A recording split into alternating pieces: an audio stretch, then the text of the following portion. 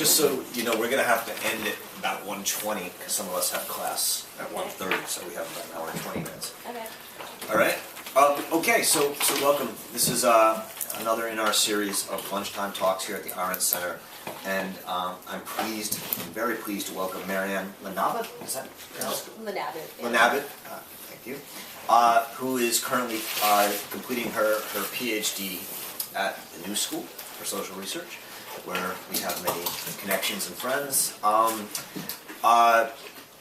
She has been, in the last couple of years, very occupied with Occupy Wall Street, as many people have been, but especially I think many people at the New School. It's become a center of philosophical, anthropological, political thought about Occupy Wall Street, partly because Simon Critchley's there, who many of you have read. But she's been writing and thinking about that and active in it. She's working on a dissertation called On Collective Action, on this question of power through collective action. She recently published an essay in International Critical Thought called On Nonviolence, an Arendtian Perspective on Recent Political Movements. And I think she's going to talk for just 10 minutes, as is our habit here, custom. And then we'll have a conversation, and her remarks are drawn from this paper in International Critical Thought, and those of you can pursue it afterwards. So let me let her begin. Marianne, thank you. Thank you. So yeah, I'd like to start by thanking Roger for this opportunity. It's very nice to come up here to the Arendt Center at Bard. And my dissertation is about collective action, and I've found Arendt to be one of the most inspiring writers to have paid attention to this issue. There are times I think that she may have been the only political theorist to have paid any attention to collective action. And it's particularly of interest to me how collective action figures in her understanding of politics. So there's a quote that I put in the abstract for my talk today. She says, "What makes man a political being is his faculty of action. It enables him to get together with his peers, to act in concert, and to reach out for goals that would never enter his mind, let alone the desires of his heart, had he not been given this gift." Now, action, as we know, is something that she distinguishes from both labor and work. It's that activity, she says, that goes on directly between men without any intermediary. And as such, it's an activity whose means and ends are both freely chosen. And so it's really an expression of the utter freedom of the human, including and especially the freedom to begin things anew. Action itself, he says, fundamentally corresponds to the human condition of plurality, to the fact that men, not man, live on the earth. And by plurality, she means that it takes place between heterogeneous or different individuals, who nonetheless are equals. And my own gloss on her notion of politics as collective action is that I take it that on her account, although action itself is inherently social, right? She says it can't even be imagined outside of the society of men. Nothing about the capacity for action per se necessitates collaboration. So I take it that politics is more narrowly a matter of collective action. And as she says, plurality is specifically the condition, not only the conditio sine qua non, the condition without which, but the conditio per quam, that through which, of all political life. That is to say, both the object and the subject of political activity are the human political community itself. So politics is a matter of how a community is constituted and what aims it or its members choose to pursue, both of which are necessarily a matter of collective effort. Now, what's interesting is that very few other political theorists think of politics in these terms. So, for example, you have a tradition running from Plato through Weber, among many others, that treats politics as a matter of rule or rulership over others. You have theorists who treat politics as a power struggle or a perhaps violent confrontation, as in Schmidt, glimpses of that in Hobbes. Or you have politics as some minimalist arena in which we determine how not to interfere with one another in our private lives, as you get on the liberal conception. Or you get politics as an agonistic negotiation of competing interests, as on, say, the account given by Mouffe and Laclau. Or more recently, you get politics as a scene of subject formation and resistances to that. So I'd say starting with Althusser's notion of interpolation, but then through people like Butler and her account of performativity, or Foucault and his account of care of the self. So really, I think Arendt is unique in thinking of politics in terms of an exchange and a collaboration in speech and in action between free and equal beings. Now, part of the point that I want to push today is a more radical interpretation of Arendt and her thinking about politics. And the thing is, when we tend to think of Arendt, we tend to slot her somewhere in a tradition of civic republicanism, let's say. So we know that she was interested in a vibrant public political sphere. We know that she was interested in constitutionalism and in the American Constitution in particular. And that's a picture that is propagated by both her supporters and, I would say, her detractors. And by her detractors, I mean those who think that she was perhaps a bit of an elitist about politics. But we talk less often about her interest in radical forms of democratically organized, direct collective action. And so I want to read a number of quotes of what she says about the Hungarian Revolution. So drawing from both her essay Totalitarian Imperialism, which was about the Hungarian Revolution of 1956 in particular, and from On Revolution. She says, when the Soviet government fell in late fall, instead of the mob rule, which might have been expected, instead of chaos, there appeared immediately, almost simultaneously with the uprising itself, the revolutionary and workers' councils. The revolutionary councils fulfilled mainly political functions, while the workers' councils were supposed to handle economic life. The two together immediately taking practical steps to restore order and reorganize the Hungarian economy. She notes the sheer momentum of acting together of the whole people, whose demands were so obvious that they hardly needed elaborate formulation. And she describes the great inherent flexibility of the system, which seems to need no special conditions for its establishment, except the coming together and acting together of a certain number of people on a non-temporary basis. Come in.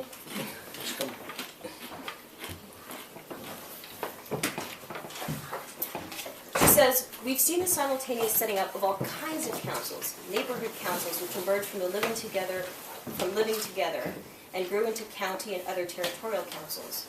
Revolutionary councils, which grew out of fighting together. Councils of writers and artists, which one is tempted to think were born in the cafes. Students and youth councils at the university. Military councils in the army. Councils of civil servants in the ministries. Workers' councils in the factories, and so on. She says they turned accidental proximity into a political institution. And she underscores that their organization was completely spontaneous. It was born exclusively out of the actions and demands of the people, without leadership and without previously formulated program. She says they consciously and explicitly desired the direct participation of every citizen in the public affairs of the country. In them, every individual found his own sphere of action. One of the things that's most provocative about her discussion of the Hungarian councils and of councils in general is, as she points out, this same organization has emerged for more than 100 years now. Whenever the people have been permitted for a few days or a few weeks or months to follow their own political devices without a government or party program imposed from above. And she cites as examples the revolution which swept Europe in 1848, the revolt of the Paris Commune in 1871, the first few weeks of the Russian Revolution of 1905, the October Revolution in Russia, and the November revolutions in Germany and Austria after the First World War. So a panoply of revolutionary activity extending well beyond the constitutional foundings of the American and French revolutions, which she's more known for commentary on. And yet, she notes, whenever such organizations have appeared, these councils, as she calls them, they've been met not only with utmost hostility from the party bureaucracies and their leaders from right to left, in proportion to their independence from them, one can suppose, but also with the unanimous neglect of political theorists and political scientists. And I take it that that neglect sort of persists, and it persists through the very reception of Arendt, the way that she's remembered, what she's remembered for. So the upshot of her discussion about the councils, what she calls the lost treasure of revolution, is she had a profound faith in people's ability to govern their own lives, to participate directly in the governance of their own lives. And that's not something we hear very often. She says, nothing indeed contradicts more sharply the old adage of the anarchistic and lawless natural inclinations of a people left without the constraint of government than the councils that, whenever they appeared, were concerned with the reorganization of political and economic life. Now, the other thing I wanted to do during this talk is to talk about why I think that this is significant for the present moment. So, the present moment is one in which, for the last couple of years, we had financial speculation wreaking a series of catastrophic economic crises. And then in response to that, governments avowing both that there was nothing they could do policy-wise to intervene upon the conditions that brought about those crises, which sort of effectively ensures that they'll continue to happen, and nothing they could do to moderate the deleterious effects on the public sphere, or what I might call the social sphere. So instead, everybody has to continue to make sacrifices for the economy, austerity, etc. So governments are saying that their hands are tied. They're placing these catastrophic economic forces outside of politics, effectively. And you had both right and left parties in Europe and elsewhere implementing the same programs of austerity. And of course, one of Arendt's nightmares was the idea that government would simply become the management or the administration of society in the name of economic imperatives. But here you have that gesture almost doubled, where now government is not only not managed, it's even worse than the management of society in the name of particular sort of imperatives, but now government just completely renaturalizing capital and saying, now there's really nothing we can do except for making sacrifices to the economy god, right? Everybody has to cut back. So I think that it's very normal that in response, what you had was people spontaneously rising up. And it was spontaneous. It wasn't directed by existing political parties or trade unions or what have you. So from the Arab Spring to the Indignados in Spain to Occupy the United States. And as the New York Times put it, in all these movements you had a wariness, even contempt, toward traditional politicians and the democratic political process they preside over. And I think that makes sense. I think that what you can see in these movements is truly a yearning for political activity, for collective action in a way that Arendt understands it, to run one's own life collectively with others, which people felt that they had been deprived of by existing political institutions, which is why they were so indifferent to them. And you see that in the way that these movements sort of organize themselves. So in the first place, they immediately created decision-making bodies like general assemblies, and other organizational bodies like working groups like we were talking about. So in other words, they weren't just a series of protests or marches, they actually took themselves as a political community of sorts. There was also a tremendous amount of other kinds of activity involved. So Occupy in Zuccotti Park, while it lasted, had a library, it had a media center, which was broadcasting a live stream to the world. It was publishing a broadsheet, along with a number of other offshoot publications, and even had things like, a kitchen and a form of power generation and all these things. And you had the same thing in Tahrir Square as well, right? You had, they organized security for the Museum of Antiquities, which neither the police nor the army were taking care of. And one of the cutest examples of that I heard was, of course, as Tahrir Square got more and more packed with people, it was becoming impossible to traverse it. And so they actually created human chains that created pathways through the square so they could still navigate it. So I think that's the significance, I think, of these movements, in part being like occupations or encampments rather than just marches and protests. And so, in other words, I think that these movements, interestingly, took themselves as both subject and object. So deliberations were made as to both how they were constituted, who was included and how decisions were going to be made, and what their objectives were. Now, it's remarkable that in the commentary on these various political uprisings, there wasn't a lot of commentary on the politics, really, of what was going on. So a lot of theorists and a lot of commentators kind of sought almost explanation for what was happening. So in the case of Egypt, for example, there was talk about rising food prices. There was talk about how a significant portion of the population is under the age of 25, about how there was speculation that there were some like Islamist groups pulling the strings behind the scenes or something like that. In the case of Occupy too, talking about an unemployed and disaffected youth, this sort of media spectacle that was feeding upon itself. And look, all of those things are true. I'm not saying those things are inaccurate, but what's interesting is that people had this tendency to talk about those aspects rather than actually analyzing them as political movements. And that's why I find a rent to be such a significant resource as far as these things go, is because she can remind us how infrequently we think and talk in political terms, and she can remind us precisely how to do so. So, one reason I think it's important to remember Arendt and her conception of politics is that, when you read her on politics, on action, on freedom, on natality, you get a sense of the recuperation of our own political agency in a way that we don't often underscore. And one of the reasons why that's particularly important is because, if you're at the talk last night, we were addressing both the economic crisis and simultaneously the environmental crisis that we're facing. And there are certain problems, those two included, that can only be addressed through a collective effort. They can only be addressed through collective action.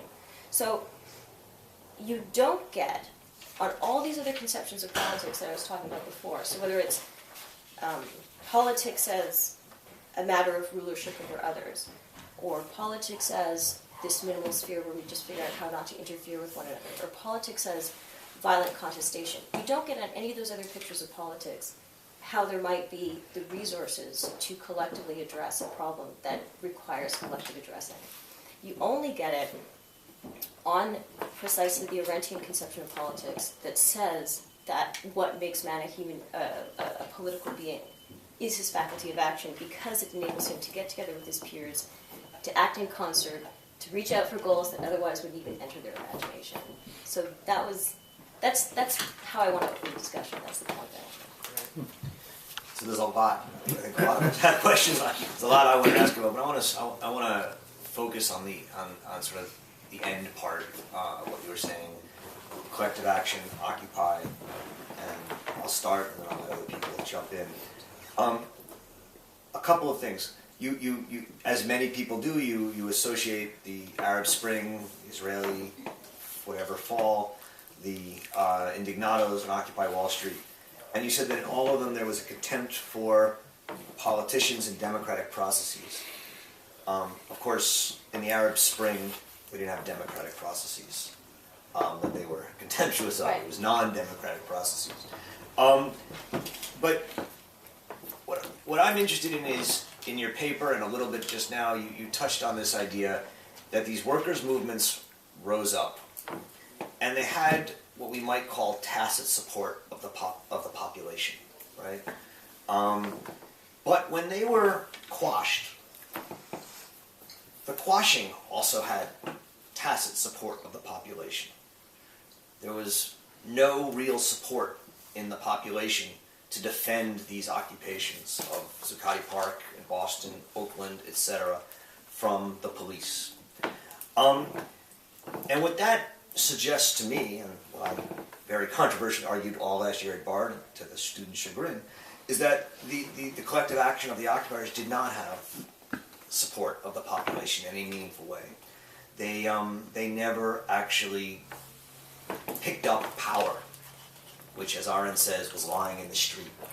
I think what's interesting is at the moment there is a contempt for politicians and democratic processes.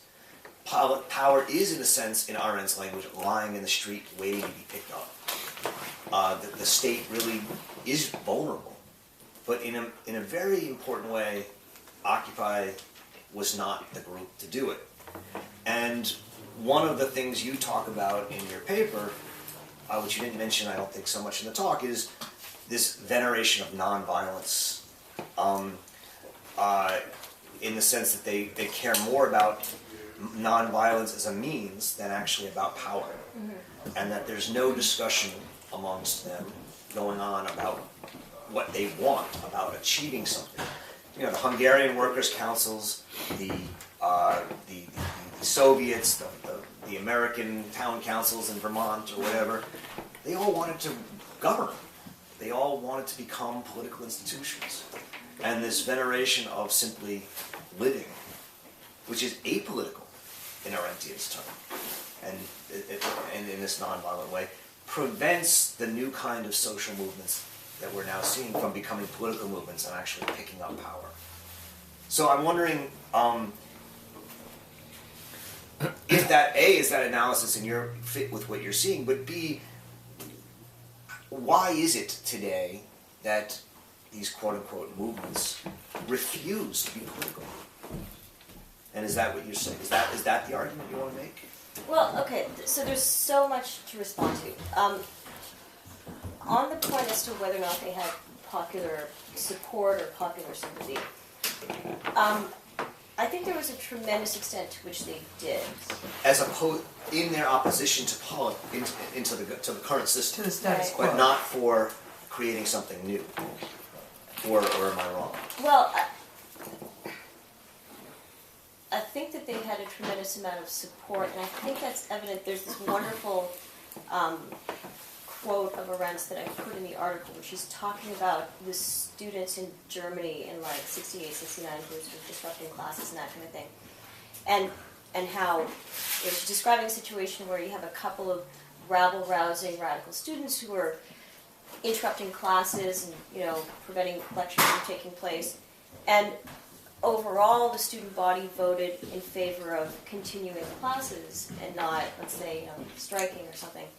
But she said to say that these rabble-rousing students didn't have power would be a huge mistake, because if all the rest of the student body is only willing to do is lift a voting finger in favor of the status quo, then that tells you a lot. She said, think by contrast of how much a group of activated Jewish students would have been able to accomplish in Germany in the 30s in the university. I mean, that just wouldn't have happened. And so I think that that's true of Occupy as well, where if there wasn't a tacit support for what they were engaging in, they wouldn't have been able to do it in the first place. And it wouldn't have taken a really flagrant I'm asking you to turn it intervention. around. Isn't it the same case that if it weren't a tacit support for the police and the state, they wouldn't have been able to quash them? No, because I think there's a beautiful part in The Human Condition where she talks about how there's a sense in which you have to quash. First of all, she's clear, violence can always destroy politics. But she's clear about that. That's something that always has the potential to happen. For as much as political power is genuine power and that it has nothing to do with carrying guns and sticks, right? You can still destroy that with the use of violence. Yeah. And so the But fact there's no that, way that this police department can destroy the entire people. well, and they didn't, right? I mean, they evicted some protesters at the park. Right. And I'm suggesting that the people supported that generally. Well, I mean, Or it wouldn't have happened. yeah, I think it depends on what register you're speaking. I don't think that there was a collective, you know, national sort of consensus and sigh of relief when an end was put to this protesting campaign. I think that it was evicted by the police, and in fact, you know, I don't, like I was saying before the talk started, I live a couple of blocks from Zuccotti Park. We're there, both residents and business owners in the neighborhood who were irritated by the behavior of people in the park, absolutely. Whether it's using your bathrooms or the stupid drum circle or whatever. But at the same time, I was walking to work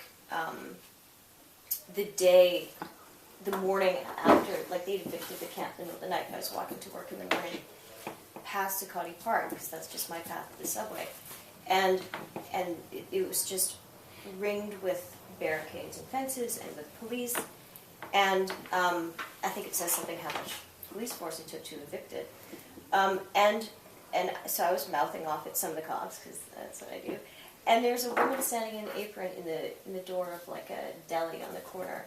And she just said, "You tell him, you tell him." I mean, there were also a lot of people, there were community board meetings where there were a lot of people who were immediate neighbors who were immediately impacted by this, who were saying that, that they were almost sort of honored that finally, first of all, political mobilization is taking place in relation to the scandal of the bailouts and everything else. And they were kind of honored that it was taking place in their neighborhood and felt a certain protectiveness towards it. So, I mean, popular support is something that we can parse a number of different ways. There was, you can look at opinion polls and you can look at the level of support and how that maybe changed in the course of months or weeks or whatever. But I think that in that conversation, the other thing you have to take into account is, of course, the really negative media portrayal that there was, especially in the beginning, and yet this mounting support that happened for the first several months at least. Mm-hmm. So there's a number of different ways. Do you want to think, I'm just going to let other people come in, but do you want to imagine that the Occupy Wall Street councils and working groups and all the things that they put together were in any way analogous to town councils, revolutionary workers councils, student councils, neighborhood councils from Hungarian Revolution, and where people were actually trying to govern and be political as opposed to just living in a park? No, I think that I'm not. There is a difference. I'm not saying that they are examples of of councils, but I think that they are displaying the same impulse that underlay the councils, which is that impulse to immediately participate in the political governance of your own existence, right? And there are historical reasons why they are dissimilar to all of those instances that she names. The most obvious one is the fact that they were still like a protest movement as opposed to something that actually did hold the reins of political power. But part of the point that I'm making in this article is that I think that Arendt is a great resource in critiquing these kinds of movements, because I think that she can make the point both that they have to remember that the source of their political power lies in their ability to act collectively and not say the instruments of either violence or non-violence, any strategy or another, but also because she reminds us that there is a resource of freedom, and freedom in acting together in particular, that can be drawn upon even when one is facing constraint.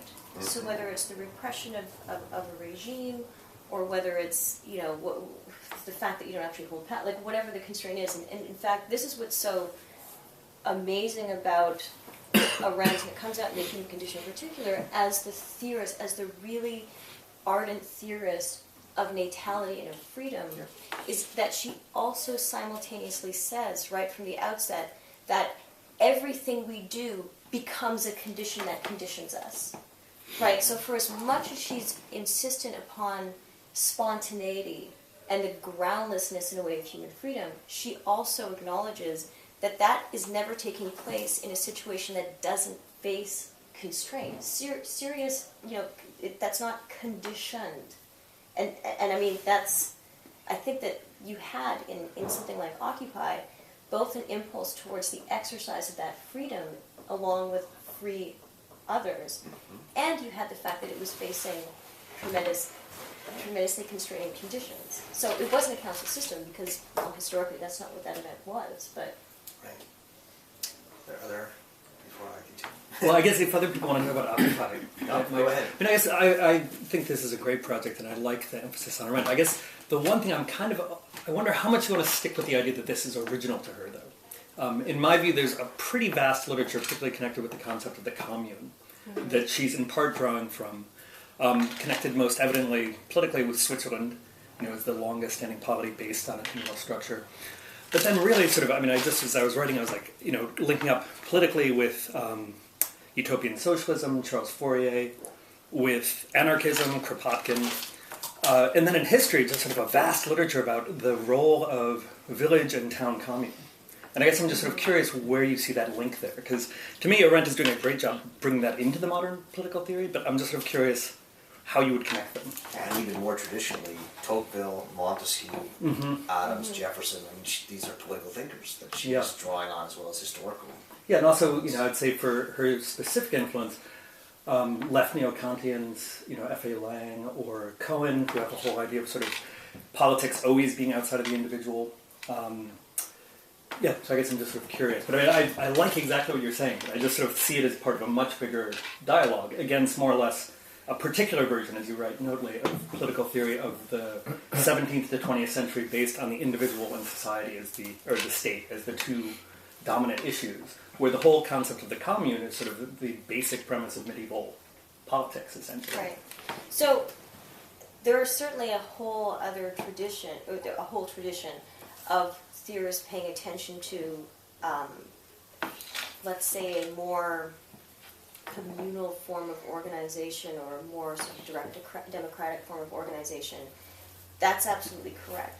What I find interesting is that they nonetheless aren't as interested in collective action as Arendt is, right? So there's all kinds of utopian socialist or socialist history that, of course, is taking up things like the Paris Commune and other experiments and those kinds of organization as part of their own tradition or legacy. But I find that there's a bit of a mystification of exactly how they're organized. So, hey, here's this thing we could do, and people who have even paid serious historical attention to that aren't addressing, as Arendt is, the fact that this is something that comes about as a result of a mobilization of free activity that is nonetheless capable of acting collectively, right? So I think that she, in a way, addresses the question of the relationship between the individual and the political community better than, or more than, any of those other theorists do. Which I think is a different claim to some extent, better than or more than, rather than that it's totally different. And I would still say that somebody like Charles Fourier, who I think is sort of the real genius, an eccentric genius in this regard, it's all about how political action is leading to new forms of consciousness. It's sort of this continual development of that. And I'd say, I think particularly as a historian, for me, it just seems that it's something covered very heavily in the historical literature, because it's often about communities that are orally based or not written in yet being integrated into the state. So I'd say sort of the whole English tradition around Hobsbawm or E.P. Thompson or Christopher Hill, that's almost the entire topic of what they're writing about, is sort of how that's developing, say, in the early stages of the English Revolution. And I think you're right, Arendt comes up with a theory for it that's different, but I would say it's sort of a pretty big phenomena that sort of she has tapped into. And I think there's, particularly in the Central European context, a lot of literature around the concept of the commune as the basis of creative, constructive political development. Sort of what peasants had learned how to do, and what then is brought into town councils, and even, say, in the Italian Renaissance, if you look at Burckhardt's description of that, the Renaissance cities like Florence are in part based on a self-actualization through the commune structure, the village that's already there. And I think Arendt is, particularly conscious of that, but she's not sort of pulling it out of thin air. I think it's a sort of big theoretical structure, but what's interesting about it, and what I think is important, is precisely that it's not part of traditional political theory, and that's part of why it's talked about by historians, but not political theorists as much. And I think that's where she's doing something new. She's sort of reinvesting. Yeah, no, I completely agree with you. I mean, there's great historical attention paid to these different types of political organization, but there isn't a theorizing of them, I think, within, let's say, political philosophy. And I guess my other question was that another place I'd be curious in relation to Arendt is sort of 1968, post-1968, sort of the whole, what Habermas described as neo-anarchist movements developing out of that in Germany and in France, particularly things like situationism, say in France, also seem to be very much based on the idea that precisely people are creating a new form as they come together in the action of what they're doing. That seems to be related in some ways to what she's saying, even as it's not sort of theorized in the same way. Right, yeah. So just to build on Greg's question a little bit, or to ask it in a slightly different way, is there something about the specific historical context in which Arendt is working that would suggest a rationale for this, putative new way of thinking through these collective actions that wouldn't have been pertinent in earlier historical moments? In other words, is there, whether it's Russian Revolution, whether it's the experience of the Holocaust, whether it's 68, are there things that are happening that would somehow have informed her specific way of contextualizing and understanding this notion of collective action that wouldn't have had the same historical resonance? I'm not entirely sure. Are you a historian as well? Of sorts. Because I'm not entirely sure I understand the sort of force of that question. I mean, to what extent is she being given historically the resources to think about something that she might not have had otherwise, or? No, it's more a question of were there specific historical conditions that she had experienced herself that were, constitutive of a certain phase of modernism that might have led her to different kinds of conclusions than Fourier would have done 150 years earlier. I'm not sure. Do you want to? I think it's a great question because it points to something that is absolutely underrated in terms of Arendt's concept of power. It's the civil rights movement. I mean, that's the time when she develops all those ideas, but it's not on the surface level. It's not even. I mean, she writes about Little Rock. Here it is explicit, and in a very controversial way. And she does not develop her concept of power in the Little Rock essay. And I'd be curious about that connection. What you have to say about? I think it's a great question because it's. It seems to be so obvious in a way, but at the same time it's not there, and it is also. I mean, that was also, if I'm not wrong, one of the surprising aspects of Occupy, that the Arab Spring would be, let's say, a partner in experience, but whether significant relations to the experience of the civil rights movement, whether it didn't come up a lot in what I read. So that's a surprising aspect to it. Yeah, I think you're right. I think you're right about the interesting way in which the civil rights movement is clearly kind of imaginatively informing the way that her thinking about action, and yet she doesn't often. Well, her references to it can sort of leave you a bit cold. I mean, of course, she can still be taken up as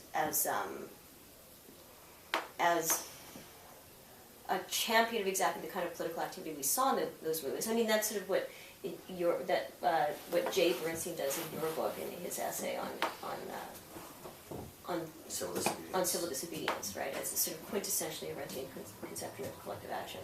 I'm still not sure how to answer that historical question. I mean, I think that yes, what Arendt was struggling with, and it's part of what politics and what political community, what action can mean in modernity, is the way that, on the one hand, she's horrified at the way that the public sphere has been completely emptied out, right? It's been emptied out both by an encroachment on the part of the social, and it's been emptied out by, we have instead like cultural phenomena. We have, no possibility, no space for the kind of virtuosity and courage that she wants there, that she takes to be the sort of very manifestation or grounding of collective action, or of political being, right?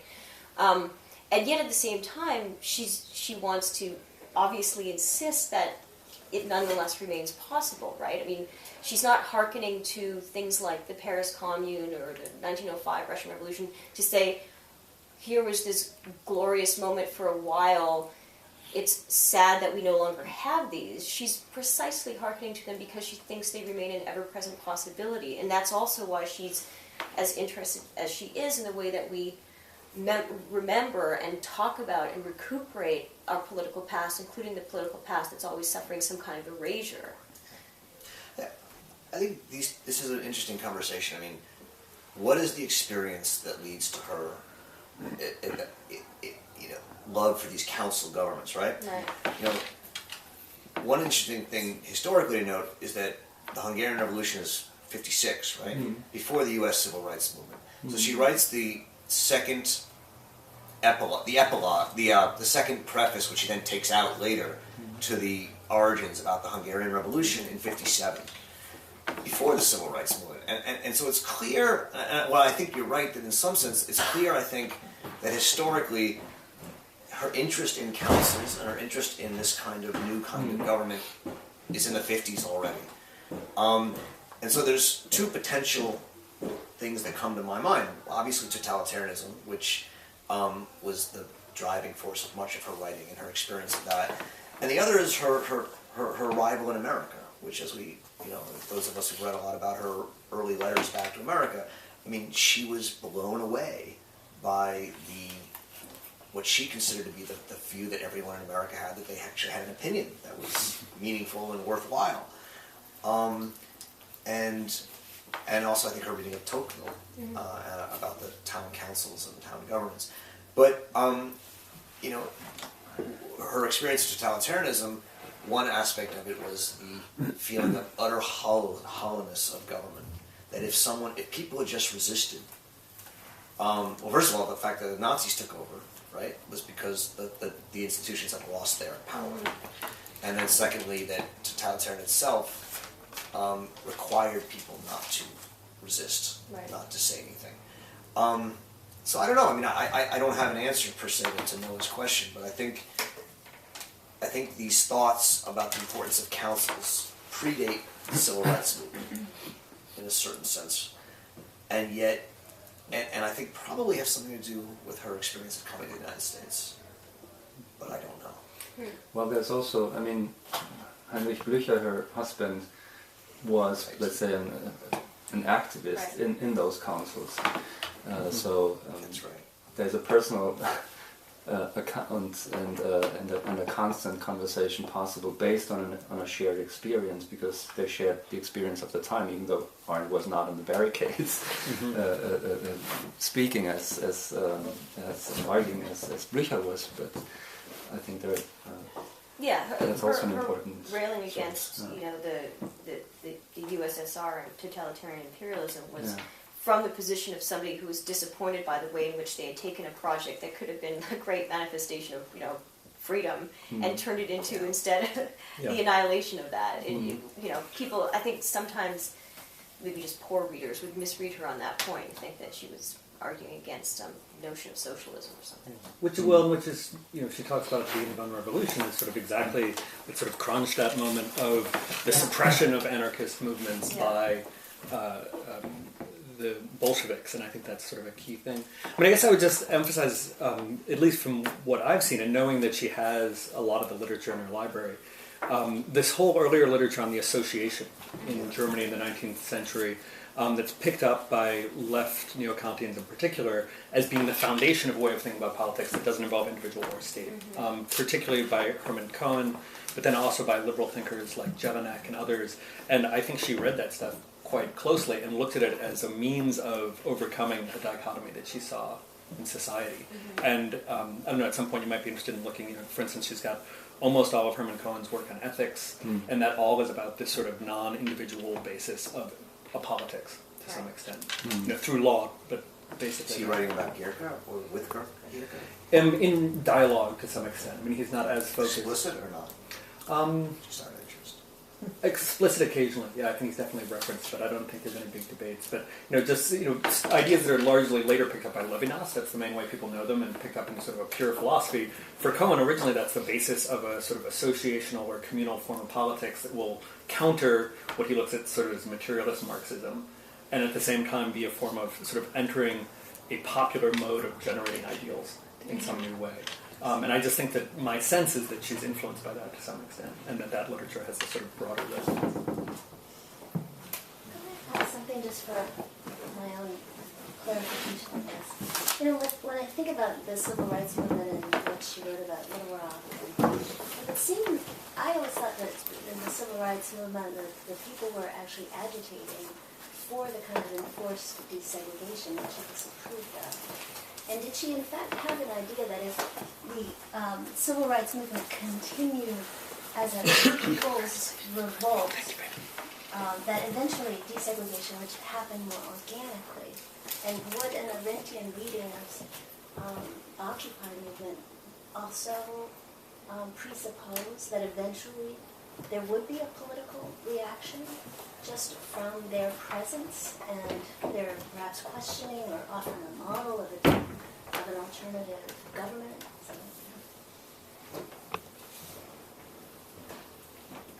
Okay, that's a complicated question. I'm trying to think about the relationship between her writing on Little Rock and how that could apply to Occupy.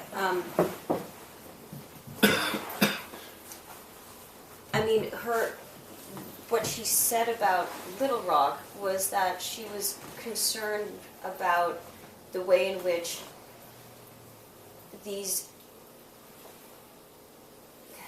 she has this point where she describes that insofar as segregation is manifest in the social sphere, right, it's something that will or should be addressed there. I mean, she says there's a difference between the fact of segregation, lamentable as it is, and, let's say, passing a law that enforces segregation, right? And so, yeah, she ended up describing a qualm or a worry that she had about the political realm or political tools being used to intervene upon something in the social realm. And she had a worry in particular about the way that children, for example, ended up being the ones who are on the front lines of this battle. So your question is about how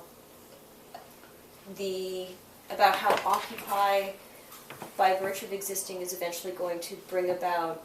Do you take the problems that Occupy is addressing to exist in the social realm or the political realm? I guess is the first question I have about the connection you're drawing. Well, I was wondering, y'all obviously know her work much better than I do, and I'm just wondering if, in the case of Little Rock, in fact, if she's offering an alternative to a national or federal response to segregation, and that what she would in fact have approved of wholeheartedly, and that if maybe the Occupy movement would provide a model of that, which has been squashed, and that if it too had been, in your opinion, if it too had continued, if it would have gestated into something that was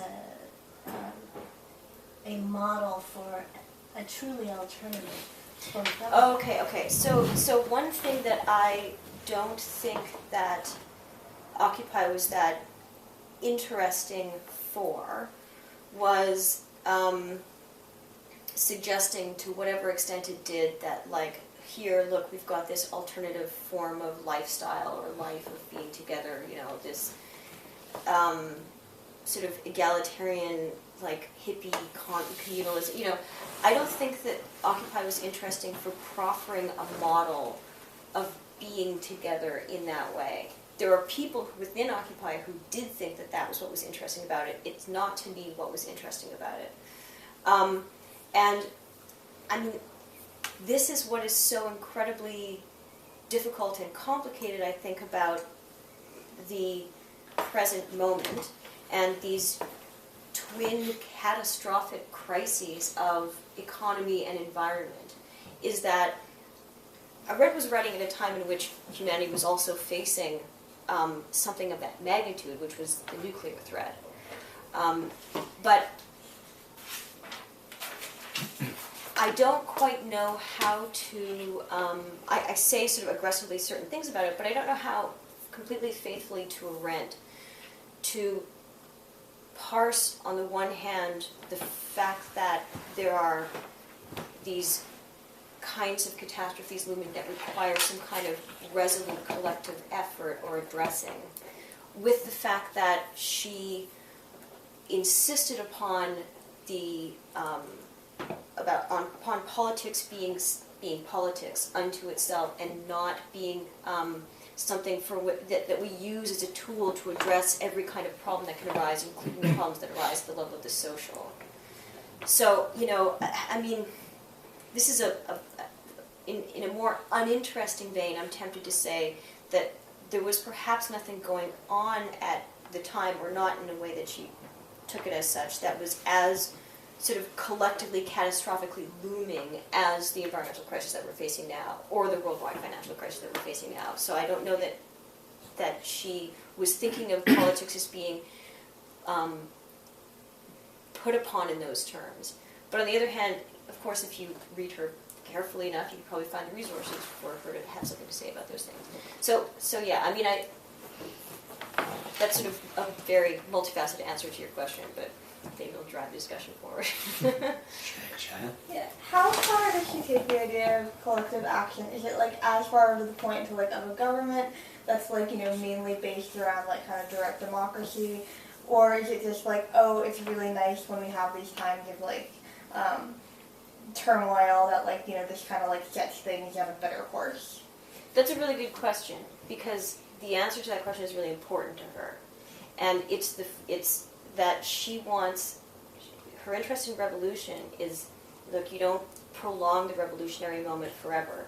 It's amazing when you can start things in this brand new way, but they have to work in the direction of establishing a new kind of orderliness and a new form of stable organization, right? So, and she's kind of great on that point, because there are other people who write about revolution or think about revolution who sort of fetishize it, and they just want that crazy upheaval, and they want it like over and over and over again, like the Situationists, for example. Whereas Arendt was saying, look, the reason why you have natality, or why you have that sort of radical new beginning, is so that you can establish an actual stable political community. And she thinks that has to do that if we aren't able to do that, then we are kind of, in a way, unstable and unfixed in the world, right? She relates that to our very notion of our own kind of stability and mortality. So absolutely she thinks that these things have to establish themselves in concrete ways. But I'm wondering, because now you used the term community again, and you also highlighted in your talk as constructing a community. And I was wondering whether there shouldn't be made a distinction between community and council. Whether community is actually a helpful term. At least in my reading, Arendt's notion of politics, or her suggestion of politics, community would not be the term that comes to my mind. What comes out of that, or what emerges from there. Council, yes, because it's an active, it's an interaction, and the council is basically out of work when the people have left, and they come back and continue the counseling work. And whereas community is correct me if I'm wrong, but in my understanding, community is much more based in the social sphere. What is established in a community is a way of social interaction rather than political interaction. So I was wondering how one could, be. My impression is that here the terms really matter, and wanted to ask how can we play around maybe with other terms around community, council, and possibilities we have at hand, or maybe that come and sometimes, I mean, if a historical moment has a uniqueness, And if you're saying Occupy, in your opinion, has this uniqueness, sometimes out of those moments there comes also a unique a unique term in a way that can crystallize what is actually what is special about it. It's not for the sake of being original or special, but which really captures this this political moment you were talking about. Yeah. This whole question of term, okay, applies very broadly. I mean, you think about social and political, where do you draw that line? And particularly today, when national boundaries or state boundaries may not be significant on many issues. Mm. Yeah, I think that's all of that is important. I think that you're right that, as always, we should be careful with our vocabulary. I tend to write political community in sort of association with Arendt's thinking because I want to underscore the contrast with liberalism, where her notion of politics is much more thoroughgoingly drawing upon something more, not communitarian, but something socially thicker than the meeting of individuals in a sort of marketplace-ish type, sphere. Her notion of the public sphere is more, in a way, thickly social than you get on other conceptions of politics. But sometimes I then make a slippage and drop the word political from the beginning of that, and that's a mistake because, as you rightly point out, there's a big difference between the kind of community that's marshaled at the level of the social and the kind of community that's marshaled at the level of the political. And as for, then there's a whole question, I think, which arises, which has been arising, as the stakes of these big political problems, I think, get bigger, which is how broadly can you widen that scope? I mean, how big of a political community can we think of including in Arendtian terms? And I mean, it was interesting because she had somewhat of an answer for that, which is that she believed in federalism. And she talked about how, in the case of the Hungarian council system as well, she makes this really bold claim that within days they'd sort of federalized these councils to the point of basically administering the entire country. And I do think that there's probably some urgency to having a scope of political action that extends beyond the boundaries of, say, town councils, and yet that you don't want to necessarily, on Arendtian terms, postulate some kind of global political community, because that overstretches the notion, I think, of a public sphere. A public sphere is distinct from the private sphere, the social terrain upon which this is operating. So I think that that's just all very interesting, including from the Arendtian perspective. But you're right that I do make that vocabulary slippage.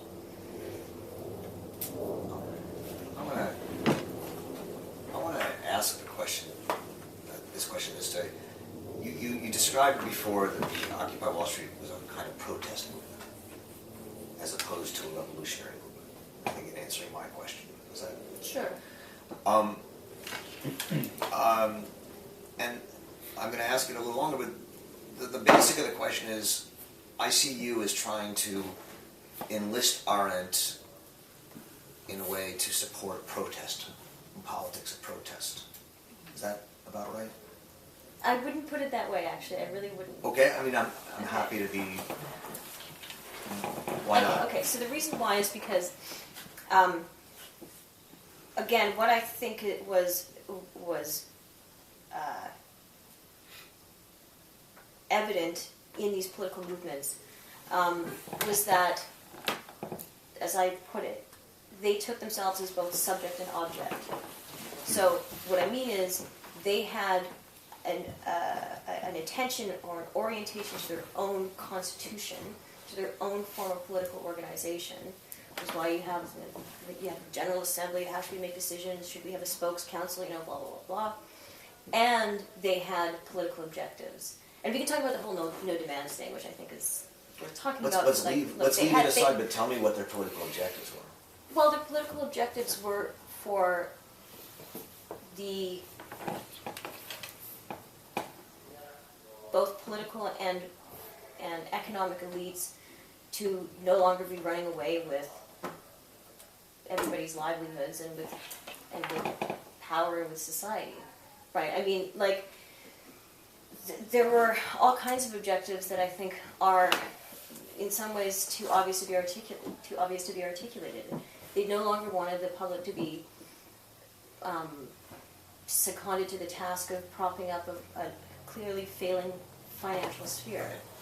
And then the other things proliferated around that, like they wanted people to be able to have an opportunity to exercise an economic livelihood and Okay, but housing. if I understand that, those are, while important in a certain temporal landscape, right, of 2008, 2009, and maybe even back to 1990s and 80s, those are not, I mean, those are very limited political, legislative goals.